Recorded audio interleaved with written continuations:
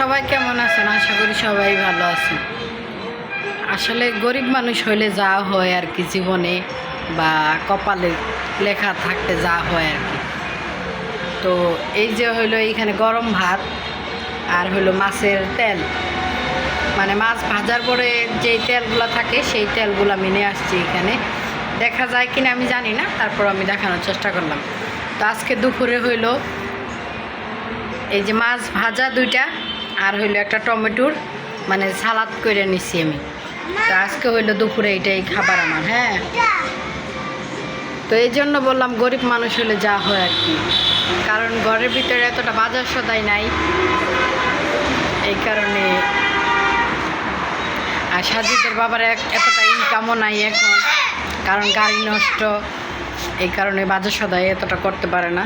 তারপর আল্লাহ পাকের কাছে শুকরিয়া আদায় জানাই, কারণ যা খাইতেছি আল্লাহর রহমতে, যা খাওয়াইতেছে আল্লাহ পাক, তাই আলহামদুলিল্লাহ। অনেকে এগুলাই পায় না, এগুলাও খাইতে পারে না।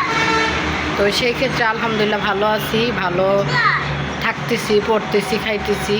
আল্লাহ পাকের কাছে লাখ লাখ শুকরিয়া আদায় করি, কারণ আল্লাহ পাকে ইশারা না হইলে কিছু হয় না। তো সবাই আমার জন্য দোয়া করবেন, আমরা যেন একটু ভালোভাবে চলতে পারি, খাইতে পারি, বা সবার নিয়ে চলতে পারি।